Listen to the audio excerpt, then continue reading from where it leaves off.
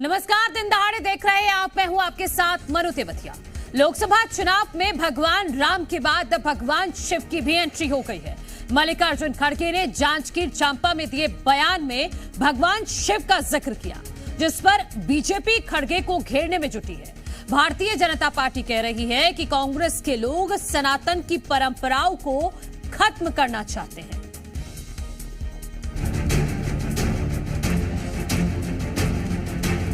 क्योंकि ये शिवा है, बराबर है, राम का मुकाबला कर सकता है। याद रहे इनको, राम ही जीतेंगे।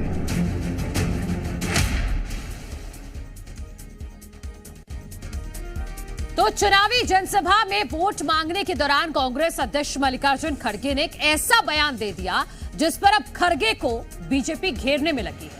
दरअसल जांजगीर चांपा लोकसभा से शिव डहरिया के समर्थन में चुनावी जनसभा करने के दौरान मल्लिकार्जुन खड़गे ने कहा कि हमारे कैंडिडेट का नाम शिवा है, ये बराबर राम का मुकाबला कर सकता है। खड़गे के इस बयान पर डिप्टी सीएम विजय शर्मा ने पलटवार करते हुए कहा कि ये लोग राम को क्यों हराना चाहते हैं, सनातन की परंपरा को खत्म करना चाहते हैं, लेकिन याद रहे कि राम ही जीतेंगे।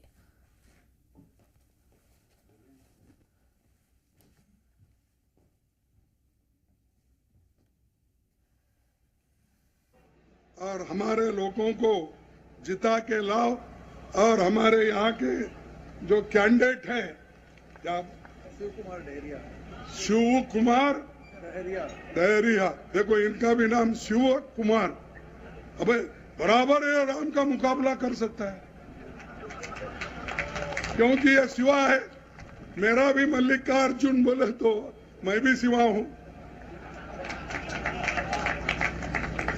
अष्टलिंग में मेरा एक लिंग है मल्लिकार्जुन के नाम से। तो ऐसे धार्मिक बातें करके लोगों को फंसाओ मत। लोग अब होशियार हो गए। नहीं भाई, मैं पूछता हूँ ऐसा टाइप के बयान के क्या जरूरत है भाई? इन किसी भी तरीके से राम को हराना चाहते हैं, याद रहे इनको, राम ही जीतेंगे। तो छत्तीसगढ़ चुनावों में अब शिव की एंट्री हो चुकी है, इसी पर करेंगे चर्चा। मेहमान हमारे साथ जुड़ गए हैं, उनका परिचय आपसे करा देते हैं। भारतीय जनता पार्टी का पक्ष रखने के लिए वासु शर्मा जी हमारे साथ हैं, सत्यप्रकाश सिंह जी हैं कांग्रेस का पक्ष रखने के लिए, भास्कर मिश्रा जी हैं वरिष्ठ पत्रकार। आप सभी का बहुत बहुत स्वागत है। सत्यप्रकाश सिंह जी, आपसे शुरुआत करती हूं, क्या कहना चाह रहे हैं मल्लिकार्जुन खड़गे कि शिव का, राम का मुकाबला शिव करेंगे, क्या मतलब है इस बात का? मनोज, देखिए, उनका बयान मैंने भी सुना और अभी आपने भी सुना था। उन्होंने आखिरी में क्या बोला, महत्वपूर्ण वो उन्होंने एक बात बोली कि जो बीजेपी है वो धर्म के ठेकेदार, राम के ठेकेदार बनकर घूमते हैं। जनता समझ चुकी है कि अब इन धार्मिक बातों से हम उलझने वाले नहीं है। अब हमको जवाब चाहिए, मूल मुद्दों की जवाब चाहिए। तो ये मुख्य मुद्दा ये है। मुख्य मुद्दा ये नहीं कि उन्होंने क्या बोला, मुख्य मुद्दा ये है कि उनका कहने का मतलब क्या था जो आखिरी में उन्होंने बोला। उन्होंने आखिरी में यही बात तो बोली। तो देखिए, सबसे महत्वपूर्ण है कि बीजेपी को भी मालूम है कि हमारे पास सिर्फ और सिर्फ राम के नाम पे हम वोट मांग सकते हैं, क्योंकि 10 साल में काम तो हमने किया नहीं है। 10 साल को ऐसी उपलब्धि तो है नहीं जो जनता के बीच में लेके जा सके। 10 साल में कुछ हमने ऐसे काम किए नहीं है कि जनता को समर्थन देगी। सत्यप्रकाश जी, तो इस बात को सीधा कहा जा सकता था ना, राम का मुकाबला शिव करेंगे, इसका क्या मतलब होता है? क्योंकि क्यों आपको कांग्रेसियों, जो बड़े बड़े नेता हैं आपके, वो स्टेटमेंट दे देते हैं और सत्यप्रकाश जी आप ही कई बार बताते हैं नहीं इसका ये नहीं ये मतलब है, ऐसा क्यों हो रहा है?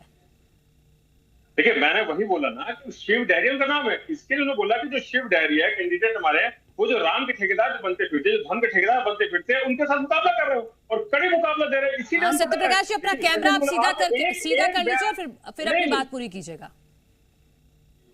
जी देखिए, एक भी, जैसे मैं बोल रहा हूँ, एक भी आप भाषण उठा के देखिए, मोदी जी का, अमित शाह जी का, उन्होंने राम के नाम पे हमेशा वोट मांगा है। उन्होंने कभी विकास की बात नहीं की, उन्होंने कभी रोजगार की बात नहीं की, उन्होंने कभी ये नहीं बोला कि मुझे माफ कर दीजिए, इलेक्ट्रल बॉन्ड ले लिया मैंने, जो भ्रष्टाचार किया मैंने। तो मुद्दा ये है, जैसे मैंने बोला, आपने खुद ने अभी बाइट चलाई है, मल्लिकार्जुन खड़गे जी ने आखिरी में क्या बोला, उन्होंने हंसते हुए यही तो बोला कि जनता समझ चुकी है आपके राम वाले, धर्म वाली राजनीति में नहीं पड़ने वाली है।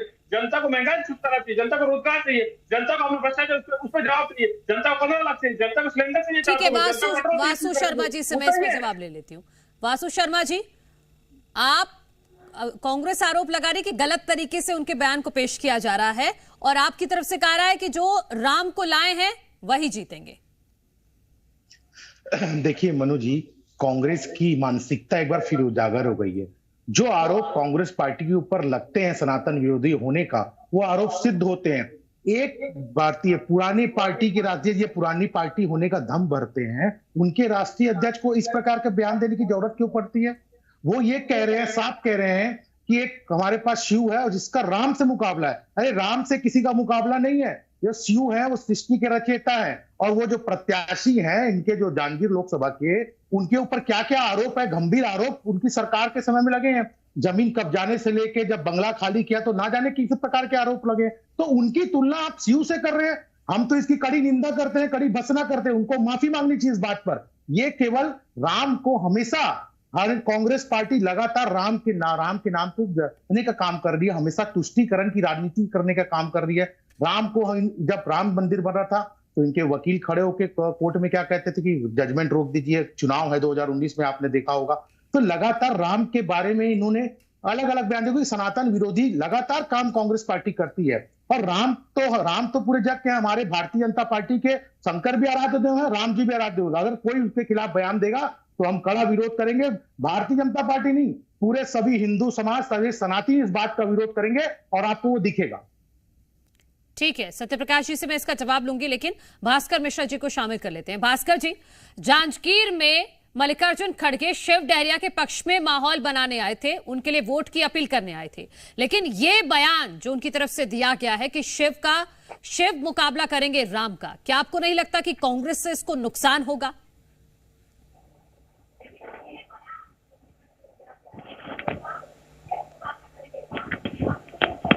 भास्कर जी, आवाज आ रही है आपको?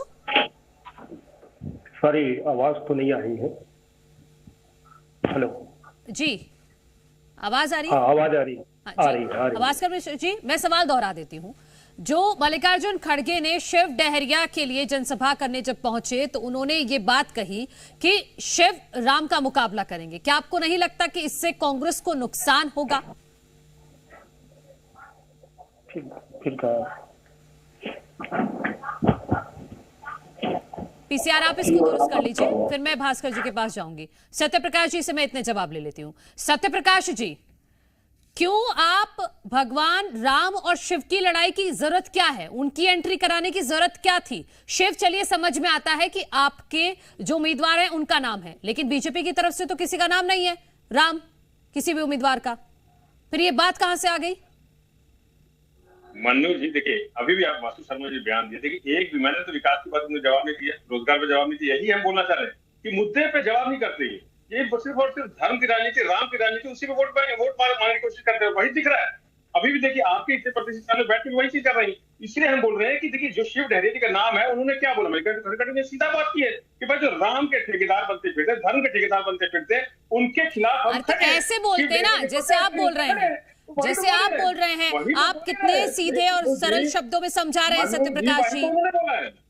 मनोज जी, वही उन्होंने बोला है कि भाई आखिरी में, जैसे मैं बार बोला, आखिरी में देखिए ना, देखिए मेन मुद्दा क्या है। आपने बोला कि शिव और राम जी की एंट्री करने की क्या जरूरत है? एंट्री कौन करा रहा है? एंट्री बीजेपी वाले करा रहे हैं। भाई उन्होंने एक बात बोली है, उन्होंने बोला धर्म के ठेकेदार, उसको इतना बड़ा चीज का ताड़ बनने की जरूरत है? आप मुद्दे को जवाब दीजिए ना। मल्लिकार्जुन खड़गे जी ये भी बोला कि 2 करोड़ रोजगार क्या हुआ, उन्होंने तो ये भी बोला था कि 100 दिन महंगाई का क्या हुआ, उन्होंने तो भ्रष्टाचार इलेक्ट्रोल बॉन्ड की बात की थी, उन्होंने 15 लाख की भी बात की थी, उन्होंने ये भी बोला था महिला सुरक्षा क्या हुआ, मणिपुर पे आप जवाब क्यों नहीं देते, उन्होंने तो चाइना की बात की, उस पर भी जवाब देते। वासु शर्मा जी वो कह रहे हैं कि आप सिर्फ धर्म के आधार पर ही वोट मांगते हैं, आप विकास के मुद्दों की बात नहीं करते हैं, और इसी बात को समझा रहे थे मल्लिकार्जुन खड़गे जांजगीर की जनता को।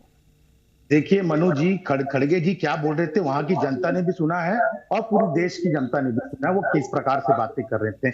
उनके ऊपर नियत का सवाल है मनु जी। देखिए वो लगातार उनके बेटे क्या कहते हैं सनातन के बारे में, बीमारी है, उनके गठबंधन के साथी क्या कहते हैं, स्टालिन, डेंगू है, मलेरिया है, सनातन। कभी खड़गे जी को आपने इस बयान का निंदा करते हुए देखा है? कभी कांग्रेस पार्टी को इस बयान पर निंदा करते देखा है? क्यों ना सवाल उठाए कांग्रेस पार्टी पर, हिंदू धर्म वाले क्यों ना उठाए इन पर सवाल कि लगातार ये सनातन का विरोध करते हैं, राम मंदिर ना बन पाए इनके लिए तो कोर्टों के वकीलों की लाइन इन्होंने सुप्रीम कोर्ट के अंदर लगा दी। क्यों ना करे? राम के जब उद्घाटन हो रहा था तो वहां के सब ट्रस्टी इनके पास आमंत्रण लेके गए तो उसको ठुकरा देना।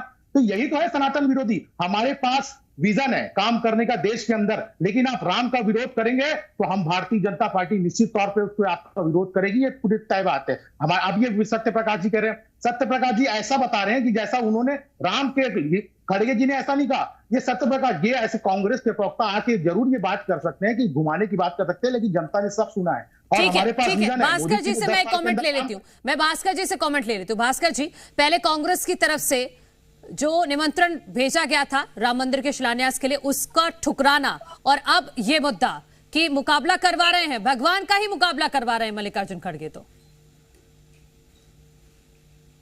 हेलो, हाँ, बताना पहले बोलिए। बताना ये बहुत जरूरी है कि किसी व्यक्ति का नाम राम हो जाए तो वो राम नहीं हो जाता, और किसी का नाम शिव हो जाए तो वो शिव नहीं हो जाता।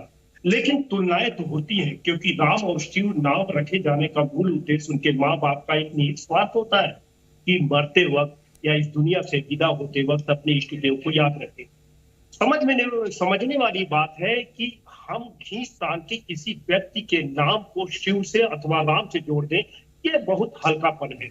बड़ी बात यह है, राम और शिव कभी अलग थोड़ी ना है। राम से शिव है और शिव से राम है। आराध्य और उपासक, आराध्य और आराधक दोनों एक ही है। हमारे धर्म ग्रंथ ये लेकिन मल्लिकार्जुन खड़गे तो मुकाबला करवा रहे हैं, किसी भी सूरत में नहीं है।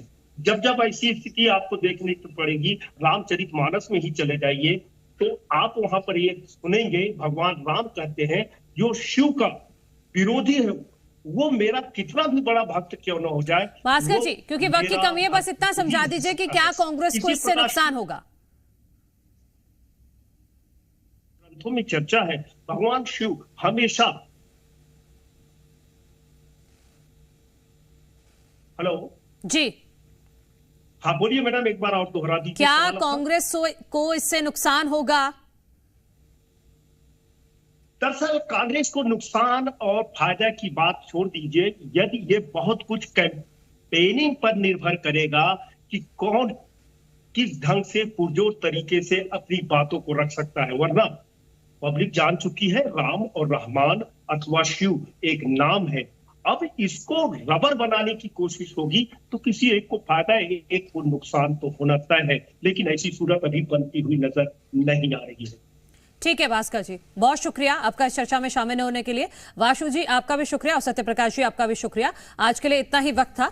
तो छत्तीसगढ़ में अब तीसरे चरण के चुनाव से पहले शिव की एंट्री हुई है, लेकिन किस पार्टी को इस बयान से नुकसान होगा, किससे फायदा होगा, ये 4 जून को साफ हो जाएगा। तो छत्तीसगढ़ के साथ साथ पूरे देश में लोकसभा चुनाव की अपडेटों पर रहेगी जी मध्य प्रदेश छत्तीसगढ़ की नजर। और आज के दिन दहाड़े में इतना ही। कल फिर होगी मुलाकात एक नए मुद्दे के साथ। आप देखते रहिए जी मध्य प्रदेश छत्तीसगढ़।